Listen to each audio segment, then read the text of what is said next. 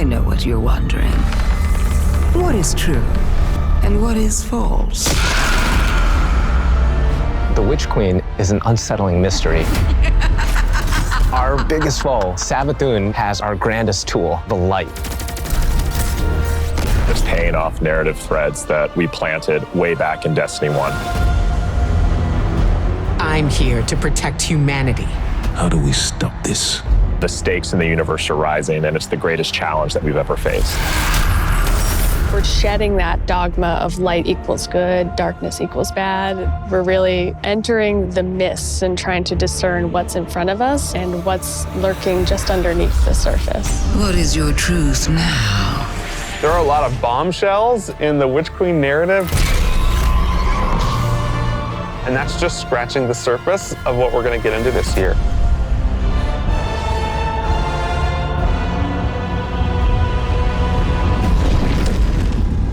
Witch Queen and Season of the Risen is chapter 1 and the beginning of the end for the Light and Darkness saga.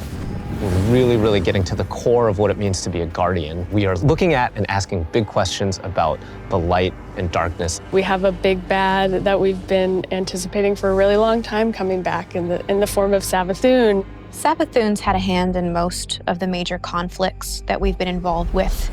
We've heard about Savathun for years and just bits and pieces, and then you see it slowly building over seasons until we come to this huge critical point. Savathun's no longer just someone you hear about. She's not just interfering in little ways. She's now ready to take center stage. Sight. 1, 2, 3. Savathun, she's larger than life. We wanted to make her feel imposing and very regal and dancing through motion in some way. The light offers us a fresh start. She's very manipulative. She is very ethereal, but she also has that creepiness to her as well. She promised she'd help us out with this pyramid ship problem that's coming our way. But the reality of the situation is Savathun is only on Savathun's side. We've outlived our purpose, and it is to Savathun's benefit to wipe us off that chessboard. She's lived among us. She has played us for fools. She knows us inside and out. And she's been a step ahead of us, the whole way. So how do you beat someone like that? It isn't too late. You can still be forgiven. Be careful. I'll hold you to it. In order to beat Savathun, you need to understand Savathun. Her throne world is a manifestation of Savathun's own personality, which is, in Witch Queen, going through a transformation through the light. She has these areas that she's kind of trying to shun and push away. For the old hive areas, it's much more atmospheric, it's very dense, it's very claustrophobic, it's spooky. Then when you make your way into the Lucent hive area, it's a lot more open and broad. It's definitely brighter, it's definitely more lively. We want people to look at it like an impressionist painting, something that's very pretty from far away, but as you get closer, it's not really what it seems. It's very unsettling.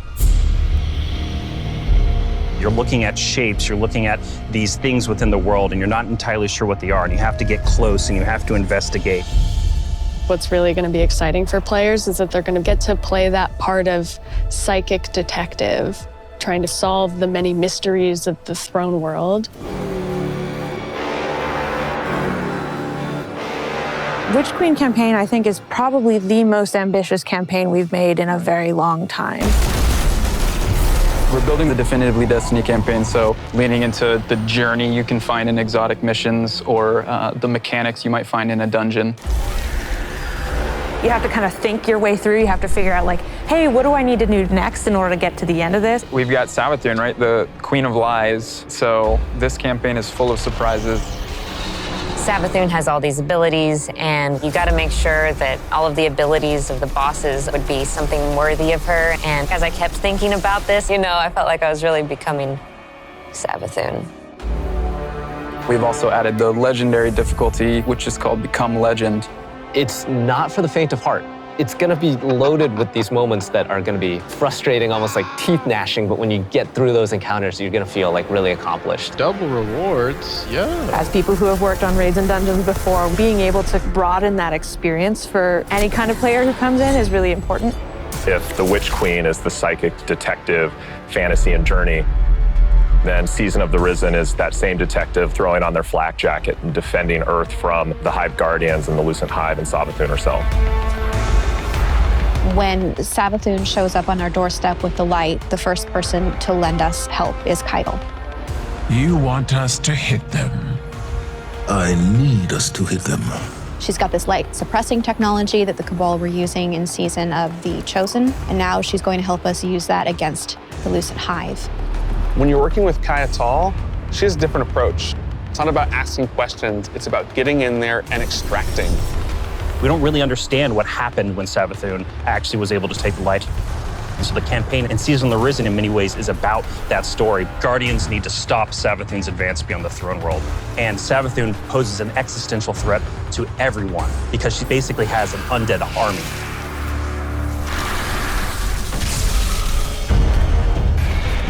In fighting the Lucent Brood, this isn't our first time in the game fighting other light bearers, but it is the first time that we'll be facing other light bearers that have much more relentless motives. When you look at these Hive Guardians and when they do their abilities, you immediately make that connection like, oh, they are using my powers against me. As soon as we see the Knight pop its super and it has 2 shields, you immediately are like, oh yeah, I see that connection. And then it's like, and then you're like, it hits you with those things and then you're dead. And it's just an amazing experience. The Guardians themselves kind of feel like a fire team that you're fighting against. You got every class represented. The Acolyte, when that character casts, does very similar thing as the player, like the Arc Wizard. The sparks go out, it's ready to go. If you're not smart about it, if you're not paying attention, you are essentially going to have to play that fight over again. If you're successful in taking down one of these Hive units that are wielding the light, you actually have to go up and kill their ghosts. That was like one of my favorite things that we were able to do in this game, is just that moment where you crush the ghost. It's kind of this moral dilemma. A ghost is your companion, and now suddenly you have one in your hand and you're about to crush it. The first time it happens, you're like looking at your hand like, I can't believe what I've just done. Am I doing this? Should I be doing this? I have a ghost. Yeah, like, exactly. What is going on? Savathun and her Lucent Brood are the most dangerous enemies we've faced so far. And so we're gonna need better, more powerful weapons and tools to fight against that threat.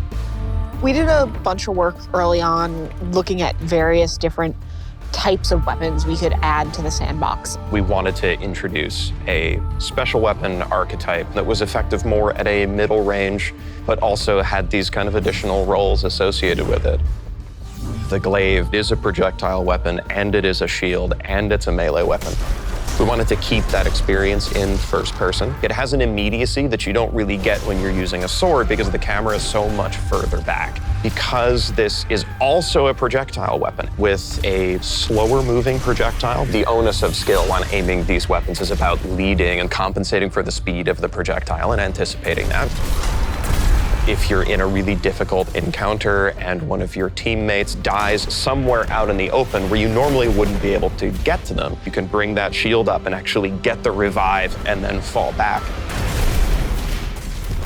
Glaives originate with Savathun trying to steal an extremely powerful weapon for her own use, and players will use the weapon crafting recipes that they find throughout the campaign in order to reconstruct this incredibly powerful and incredibly ancient weapon.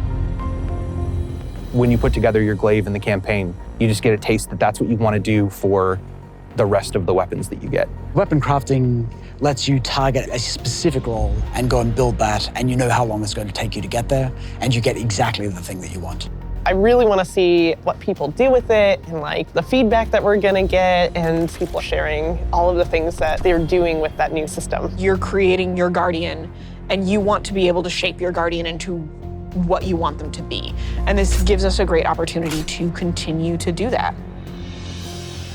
This is a really big season for weapons in particular. We've got 8 brand new exotics. The Osteostreaker exotic submachine gun. This is something which Guardians have made, but it's modeled after weapons of sorrow, like Thorn and Touch of Malice. Fires swarms of tiny homing projectiles that land on a target and then explode in this poison burst. We have an exotic machine gun where the whole idea is be the Colossus. You can launch a barrage of up to 20 homing missiles. It's a comical amount of projectiles on the screen. We're doing an exotic glaive for each class this time, and the exotic perks tie deeply into the mechanics of the classes. We think they're going to be really cool additions to build crafting. We've got, the usual suite of raid weapons, destination, activity, seasonal. I recounted it this morning, and I think it's about 50 new weapons. You're going to have 2 new exotic armors for each class, totaling 6, 1 stasis, 1 non-stasis. The Titan stasis exotic. Cast your barricade, and instead of, this Traveler's Light and the Rally Barricade, you create a giant wall of ice. Even though this thing is massive, you still get all the benefits of a Rally Barricade. Warlock Void exotic, we called them the Devouring Rift legs because we wanted Empowering Rift to feel like it had a place in endgame content the way that Healing Rift does. Empowering Rift doesn't heal you, well, what if it did? In Season 16, you're going to see a massive revamp to the Void subclass system across all 3 classes. This is a huge update and will allow players to build craft in ways that they've never done before. One of the things we wanted to do is create a core set of verbs like we did with Stasis. Anyone can run suppressors now. I think that's the pretty cool thing to be able to do. I'm going to be running suppressor grenade probably. We wanted you to feel like you were the energy vampire, feel like you were the Night Stalker, feel like you were that protector, that big Sentinel Titan. So you're going to see things like Bastion, a new Titan aspect, where you take your big old Sentinel shield, slam it into the ground, and create this Void Barricade that's going to apply overshield to you and your buddies. My favorite aspect is probably Child of the Old Gods.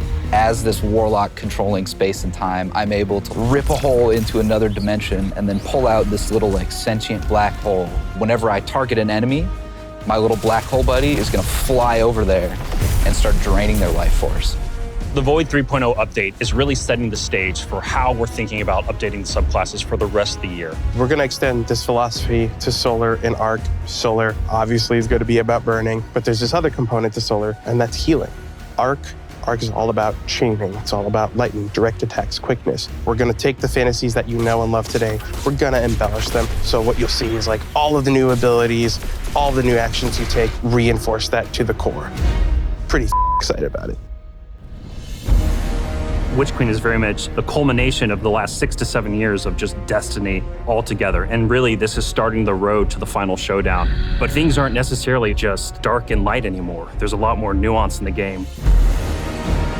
It's going to be a real fight. Players have something that they're really going to be challenged by. I can't wait for everyone to find out what's been going on with Savathûn. I'm excited. You Guardians are so clever, aren't you? From the throne world to the campaign to the customizable build crafting, it all comes together to make Destiny feel really new and fresh. We've got more Destiny coming this year than any other year before. It's one of the most ambitious releases we've ever put together, and the team is firing on all cylinders. Tell me, Guardian, what do you think you're going to do?